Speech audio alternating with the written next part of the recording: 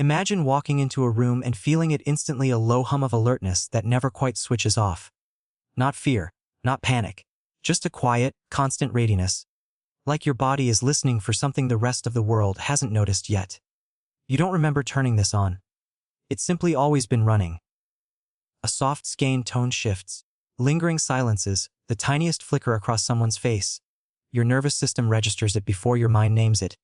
You call it intuition, sensitivity, just who I am, but sometimes in still moments you wonder why true rest feels so foreign. Why even calm rooms carry a faint tension. Why safety doesn't always feel safe. You can be surrounded by people and still feel unseen. Not dramatically alone, just quietly unaccompanied. There's a strange paradox here. You read others effortlessly, adapt in seconds, yet your own needs always seem to arrive last in line, postponed, as if you're perpetually a step behind yourself. You learned early how to stay quiet, how to shrink yourself just enough not to disturb the air. Not because anyone demanded it, because it felt essential for survival. You watched faces closely, listened for undercurrents, anticipated reactions before they formed. That vigilance wasn't effort. It was the only way to navigate. You mastered reading a room long before you ever learned how to relax inside one. That habit trailed you into every connection, friendships, love, spaces where closeness was supposed to feel natural and effortless.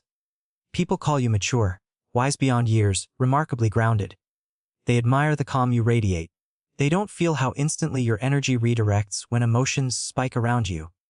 How instinctively you move to steady the air. How rarely you pause to wait for someone else to steady you. When someone suddenly asks, "What do you need?" the question jolts you. Not because you lack needs, because naming them out loud still feels dangerously exposed, almost risky. You hesitate, fine, and often, you truly are, functioning beautifully, responsible, composed when everyone else unravels. But beneath that flawless competence runs a subtle, persistent exhaustion. Not from doing too much, from never fully letting go, from carrying a quiet tension that never quite releases. You catch emotional currents others completely miss. Your body reacts before words even form. Yet you're lightning, fast to dismiss your own signals. Overthinking again. Too sensitive. Just let it go. You've been overriding yourself for as long as memory reaches, releasing discomfort before it ever has a chance to settle and speak. You rarely ask for comfort outright. Not because you don't crave it deeply, because experience taught you not to count on its timely arrival. So you became quietly, fiercely self-sufficient. Mastered sitting with unease without showing a crack, processing everything internally instead of reaching outward. Staying functional, reliable, even when something inside feels unmistakably off. People praise this as strength. They envy it. They don't see the quiet isolation woven all through it. You notice how impossible it is to fully unwind in closeness.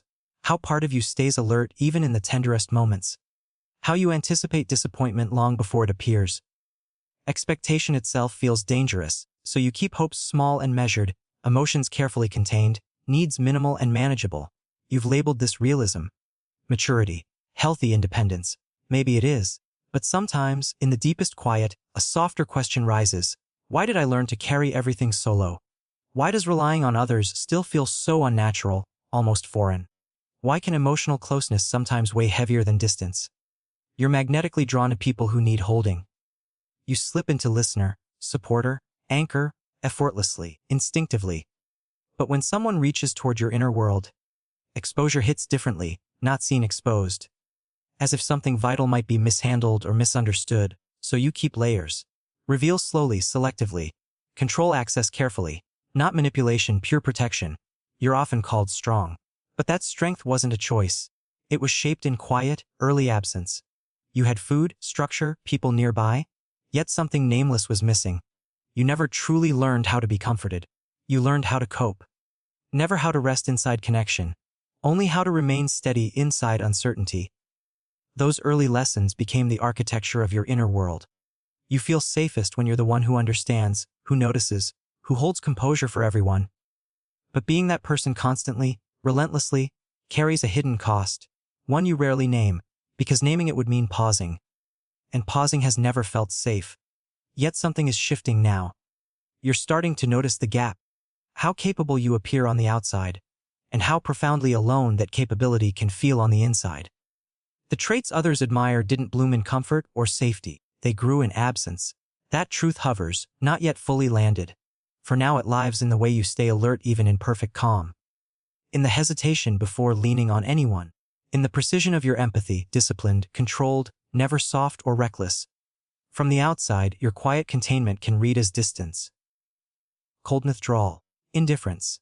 But inside, you're working harder than anyone sees, managing your layers, their layers, every possible ripple and outcome.